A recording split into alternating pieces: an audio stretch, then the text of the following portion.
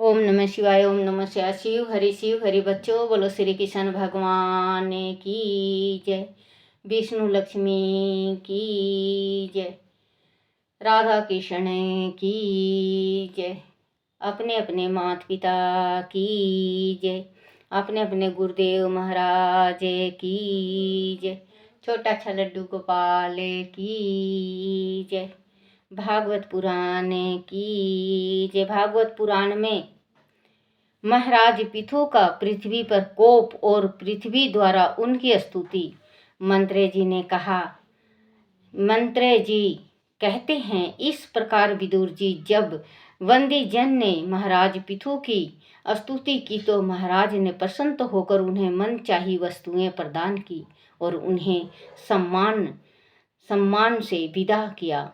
विदुर जी ने पूछा, विप्रवर, पृथ्वी के दो अनेक रूप कहे गए हैं, फिर उसने गो का रूप क्यों धारण किया? उसे दुहाते समय बछड़ा कौन था? दुहने के पात्र का क्या हुआ?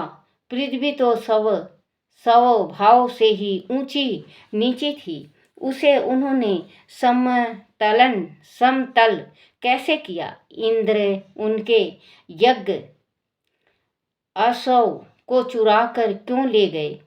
सनत कुमार जी से ज्ञान प्राप्त करके वह राज ऋषि किस गति को प्राप्त हुए?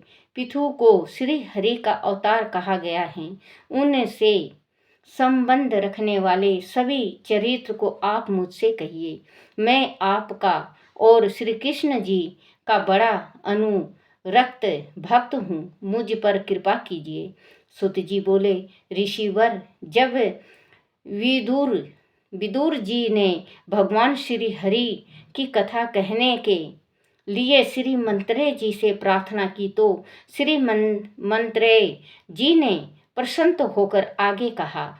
श्री मंत्रे जी बोले, विदुर जी, वंदी जन ने इस प्रकार महाराज पिथु की स्तुति करके उन्हें प्रजा का रक्षक एवं श्रेष्ठ राजा घोषित कर दिया।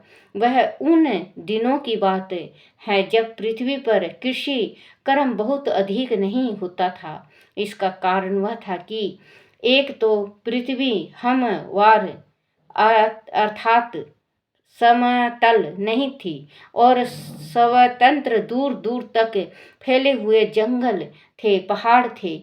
कृषि के लिए समतल भूमि की आवश्यकता थी, इसीलिए अन्न की कमी पड़ गई थी। लोग भूख से व्याकुल होकर मरने लगे थे। प्रजा ने राजा से प्रार्थना की और अन्न का प्रबंध करने के लिए कहा। विदुर जी, प्रजा की पुकार सुनकर महाराज पिथु बहुत देर तक विचार करते रहे। उन्होंने अन्न की कमी होने के कारण का पता किया और सोचा कि प्रजा की भूख की समस्या अस्थायी रूप से तो यह पूरी कर देंगे, परंतु इस समय का अस्थायी हाल तभी हो सकता है जब व्यापक क्षेत्र में कृषि की जाए। इसके लिए समतल भूमि और सिंचाई के साधनों का होना बहुत आवश्यक है। अभी तो ऐसा प्रतीत होता है कि जैसे पृथ्वी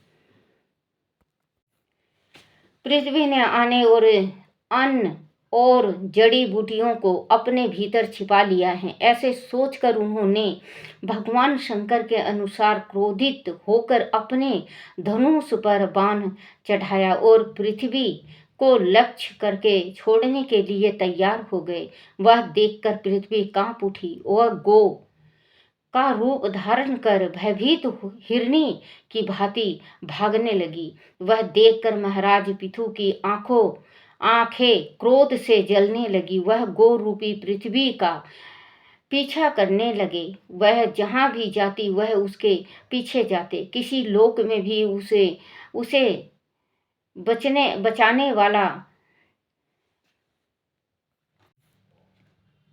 बचाने वाला कोई नहीं मिला। अंत में दुखी होकर उसने पलटकर राजा पिथु से कहा, हे धर्मात्मा शरण वत्सल राजन, आप तो सभी प्राणियों की रक्षा करने वाले हैं, मेरी भी रक्षा कीजिए। मैं अत्यंत दीन और निरपराध हूँ। आप मुझे क्यों मारना चाहते हैं? धर्म धर्म या होकर आप स्त्री का वध कैसे कर सकते हैं? मैं तो नौका के समान हूँ जो जातक को भव सागर से पार उतारने का पुण्य कर्म करती हूँ। मुझे तोड़कर आप अपनी प्रजा को जल के ऊपर कैसे रख पाओगे?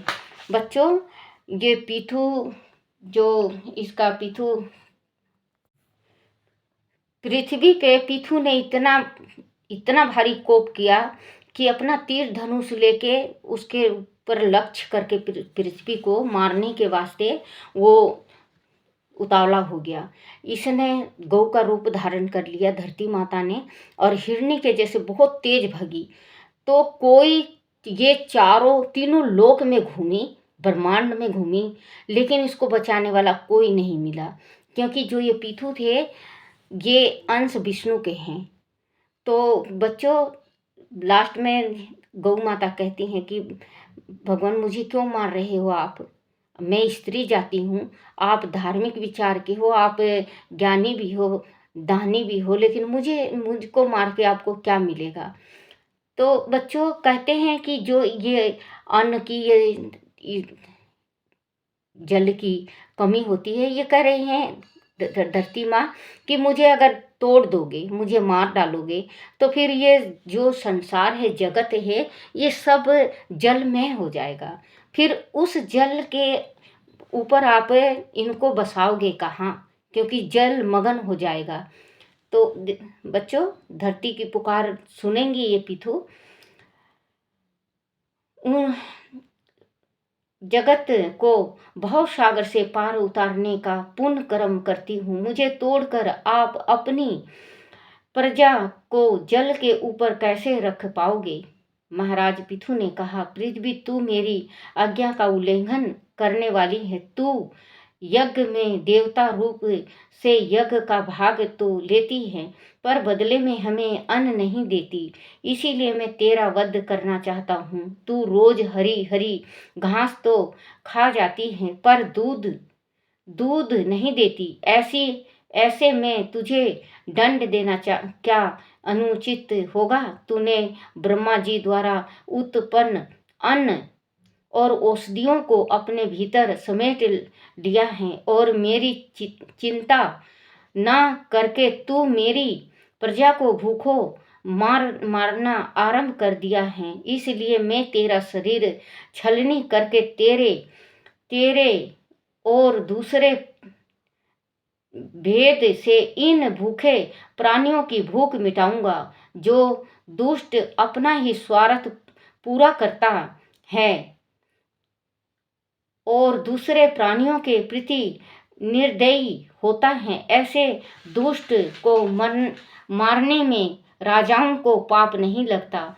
ये कह रहे हैं पिथु कि तूने सारा अन्न, सारा औषधि अपने अंदर छिपा के रख लिया धरती, तो इस वजह से मैं मारूंगा तुझे, और तेरे को मैं मार के पाप का भागी नहीं बनूंगा।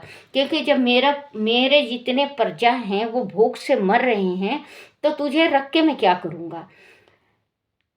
जब अगर कोई इंसान अपना भला चाहता है और दूसरे का भला नहीं चाहता, तो उसको मर जाना ही अच्छा होता है उसका। तो बच्चों, वही कहते हैं, जैसे आपके आड़ में, पड़ोस में, अगल में, बगल में कोई भूखा हो, तो उसको बच्चों आप ज़रूर उसका मदद करा करो। अब देखो सर्दियाँ इतनी ठंड पड़ रही हैं, बहुत ही ज़्यादा ठंड है। तो अब ठंड पड़ेगी बेटे आगे, तो आप कंबल का दान दो उनको ओढ़ने के वास्ते, क्योंकि ठंड में ठिठर के मर जाते हैं उन लोग, भूख से मर जाते हैं। क्योंकि अब ठंड में धूप तो बहुत कम निकलेगा, ओस पड़ेगा। तो बच्चों, अगर आप पे जितना श्रद्धा हो, ये नहीं कि आप अपने ला रहे हो 10,000 तो 10,000 के 10,000 का कपड़ा ला के आपने दान कर दिया और आपके बच्चे भूखे मर रहे हैं, वैसा नहीं। जैसे कि आप पे एक कंबल, दो कंबल, या अपना आपका जो पुराना जर्सी स्वेटर आप पहनते नहीं हो, या आप खरीद के आपके समर्थ के अनुसार है बच्चों, आप जो गली गली में पड़े रहते हैं उनको दो, वो बचेंगे। बच्चे ये कहते हैं ना, किसी किसी ने कहा, बेश्याओं ने ब्राह्मण को जिमा के कहा, कहे ब्राह्मण ब्राह्मण मुझे तू आशीर्वाद दे। तो उस ब्राह्मण ने कहा, हे बेश्याओं, जैसे तुमने जिमाया है मैं क्या दूं, मेरा रूंग रूंग देगा। जैसा तुमने मुझे जिमने के वास्ते सामग्री दी, खाने के वास्ते, तो मेरा रूंग आशीर्वाद देगा, मेरी जबान नहीं देगी, मेरा रूंग देगा। तो बच्चों, वो ठंड से जो सिकुड़ के मरते हैं, अगर आपका पुराना कंबल भी उनको मिलता है और वो ओढ़ के सोते हैं बच्चे, तो उनके आत्मा का रूंग रूंग जो होता है, कईयान खरबों अपने शरीर में रूंग है बच्चों, वो आशीर्वाद देते हैं। तो आप ज़रूर थोड़ा मोड़ा इनमें दान करा करो, भूखे को अन्न दो, गरीब को कपड़ा दो। बच्चों, किसी की गरीब लड़की की शादी अटकी हुई है, आप अगर आप 10 से 15 से 20 से इकट्ठा करके उस लड़की की शादी के वास्ते पैसे भी दे सकते हो, जो चीज़ की कमी है वो भी कर सकते हो, क्योंकि दान बहुत बड़ा चीज़ है। साथ में कुछ भी नहीं जाता, अपने साथ में जो जन्म से लेके मृत्यु के बाद तक जो चीज़ रहती है, हमारे पास दान, हमारे साथ जो जाता है वो हमारा मुंह का बोल, जो हम प्यार से रहते हैं, जो मिल के रहते हैं, वो जाता है हमारे साथ, जो हमने दे रखा हमारे साथ। ना तो बच्चों रुपए जाएगा, ना पैसे जाएगा, ना धन जाएगा, ना माया जाएगा, ना घर जाएगा, ना जमीन जाएगा, ना बच्चे जाएंगे, ना पति जाएंगे, ना बहू बेटे जाएंगे, कोई भी हमारे साथ नहीं जाता। इस संसार में जो आया है अकेला आया है और अकेला ही जाएगा। क्योंकि कोई, बच्चे ये कहते हैं ना, बिना मरे स्वर्ग नहीं दिखता। वास्तव में जब तक हम मरेंगे नहीं, हमें नहीं पता चलेगा कि ऊपर क्या है। आपको भी, मुझे भी, हम सभी ये सोचते हैं कि ऊपर क्या है, कैसा है। जब जैसे कि हमारे शर्मा जी पूरे हुए, बच्चों में बहुत टूट गई थी, क्योंकि हमने, देखो मेरे पिताजी थे 105 साल के होके पूरे हुए, उम्र पूरे लेके, माँ भी मेरी पूरी उम्र उनका बड़ा करे थे, मेरी सास भी बहुत बड़ी उम्र की थी, 100 साल की। तो बच्चों, एक बात ये बताओ, जब छोटी उम्र में चला जाता है, मैंने दुख नहीं देखा, मैंने दुख जब देखना स्टार्ट किया तो बच्चों, जब हमारी सबसे पहले मेरा देवर पूरा हुआ, फिर इसके बाद 21 साल में 7 मौतें हुई, उस टाइम मैं बिल्कुल टूट गई थी। तो बस मैं यही एक गीत गाया करती, चिट्ठी न कोई संदेश, कहाँ तुम चले गए। बस एक यही गीत था मेरे पास। अब तो बहुत संभल गई हूँ मेरे बच्चे, जब मैं ये पढ़ने लगी तो मेरा बहुत ज़्यादा मैं संभल गई, नहीं मैं बहुत टूट गई थी। मुझे ये लगता था इस संसार में कोई भी नहीं। तो बच्चों, गरीब का आप मदद करना, गरीब का मदद करोगे ना बच्चों, उसका आत्मा, उसके रूंग रूंग आपको आशीर्वाद देंगे, और आप बच्चों बहुत ज़्यादा आपके घर में सुख शांति होगा, बरकत होगा। और हम ये कहते हैं ना कि हमें भक्ति करें, बहुत ज़्यादा भक्ति करें। भक्ति करने से भगवान मिलते हैं सच्चे मन से। बेमन से भक्ति भक्ति नहीं होती बच्चों। पूजा करो, भक्ति करो, दान करो। अब हमने जैसे निर्धन होते हैं, आज हम भी गरीब हैं, हमने अगले जन्म में दान ही नहीं किया बच्चों, हमने दान पुण्य कुछ भी नहीं किया। जब दानी पुण्य नहीं किया है तो हम आगे अमीर कैसे बनेंगे। अब है, थोड़ा भी हो, थोड़ा में से थोड़ा दान करो, भूखे को दो। देखो, मांगने वाले आते हैं, पैसा मत दो, आप रोटी खिला दो। उसके तन पे कपड़ा नहीं है, कपड़ा पहना दो। उसके पैरों में चप्पल नहीं है, चप्पल पहना दो। बच्चों, पैसा देते हो, दान जो लेने आते हैं साधु महात्माएं, अब दान लेने पहले आटा मांगने आते थे, अब साधु महात्मा पैसे मांगते हैं। आप पैसा देते हो, वो दारू पी लेता है, शाम को घर में जाके अपनी औरत को खूब मारता है, बच्चों को खूब मारता है। उनका आत्मा, उनके औरत का आत्मा, बच्चों का आत्मा इतना तड़पता है। जो आपने दान किया है, 20 रुपये दिया है, तो आपने अपना 20 युग बिगाड़ दिया। आपने जितना दान पुण्य कर रखा सब शून्य कर दिया। तो बच्चों, कभी पैसा नहीं देना चाहिए दान में। जो दान में दो, कन्यादान दो, जिसकी लड़की की शादी हो रही है कन्यादान दो, गऊ दान दो, धरती दान दो, छतरी दान दो, कंबल दान दो। बच्चों, ऐसा ऐसा चीज़ दान देते हैं जो अपना आगत के वास्ते हमें छतरी मिलेगी, जहाँ पे ज़्यादा धूप बारिश होगी छतरी मिलेगी तानने के वास्ते, खाना मिलेगा खाने के वास्ते, पानी मिलेगा पीने के वास्ते, कंबल मिलेंगे ओढ़ने के वास्ते। तो बच्चों, दान जो देता है पैसे का दान नहीं होता। पैसे के जो मांगने आ जाते हैं, 10 रुपये दो बच्चा, 10 रुपये दे दिया आपने, 10 घर मांगा, 100 रुपये हो गया उसका, जाके दारू का बोतल लिया और पी लिया, घर में जाता है खूब मारपीट करता है, तो वो शराब लगती है। तो आप बच्चे दान पुण्य भी करो तो देख और सोच और समझ के करना, क्योंकि श्री कृष्ण भगवान ने भी कहा है कि दान अन्न और जल का होता है। अन्न जल से बड़ा दान कोई नहीं है। भूखे को खाना खिला दो बच्चों, उसका शरीर तृप्त होता है, उसका रोंग रोंग खुद ही आपको आशीर्वाद देगा। क्योंकि जो पृथु भी कहते हैं धरती माता से, मेरे सारे प्रजा भूखी मर रही हैं, तेरे को मार के हम अपने प्रजा की भूख शांत करूँगा मैं, इसीलिए मैं तेरा शरीर छलनी करूँ करके तेरे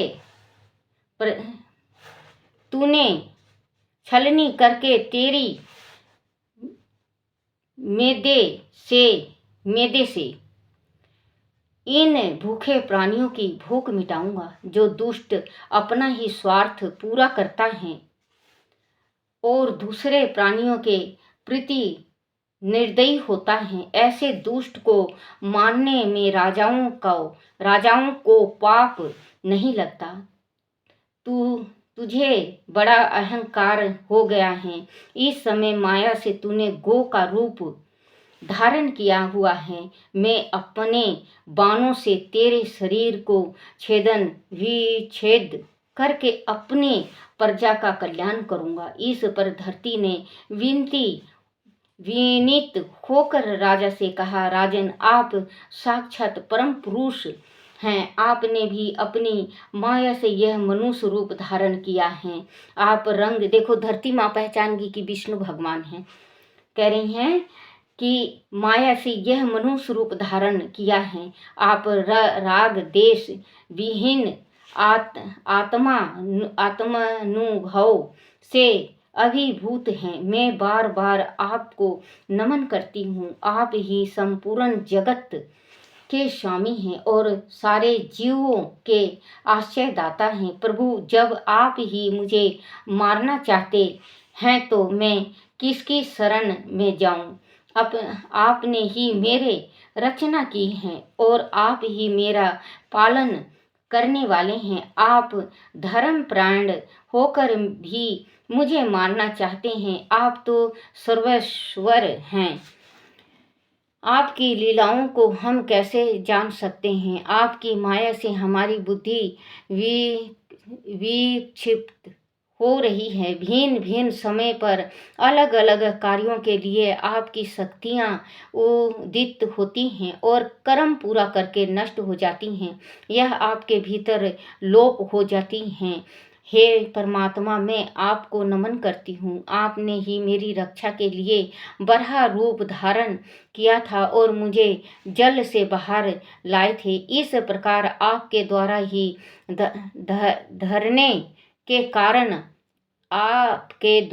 धरने के कारण मेरा नाम धारा पड़ा था। आज आप मुझे गो रूप धारणी धारा को अपनी प्रजा की रक्षा के लिए मारना चाहते हैं। आपकी इस माया से मेरी चिंता मोहग्रस्त हो रहा है। मैं नहीं समझ पा रही हूँ कि आप ऐसा क्यों कर रहे हैं। मैं अपना दूध दोहन के लिए कभी किसी को मना नहीं किया, फिर भी आप मुझे मारना चाहते हैं। धरती माता कहती हैं कि आपने ही जीवन दान दिया है। जब बरहा ने बरहा को मारे थे और उस टाइम आप मुझे लेके आए थे और धरती को धरा था तो मेरा नाम धारा पड़ा था। तो अब आप मुझे मारना चाहते हैं, आप अपने प्रजा के वास्ते। हे भगवान, मैं पहचान चुकी हूँ कि आपका विष्णु का रूप हैं, और मैं गऊ बन के मैं सबके घर दूध देती हूँ। मैं कभी अपना दूध दूहने से कभी किसी को मना नहीं किया। फिर मेरे समझ में ये नहीं आ रहा नाथ कि आप मुझे मारना क्यों चाहती हैं। अब इसका अगला 18वां अध्याय आएगा कल, उसमें पढ़ूंगी बच्चों। हे नाथ नारायण वासुदेवाय, हे नाथ नारायण वासुदेवाय। श्री कृष्ण गोविंद हरे मुरारी, हे नाथ नारायण वासुदेवाय। बोलो श्री कृष्ण भगवान की जय, गुरुदेव महाराज की जय।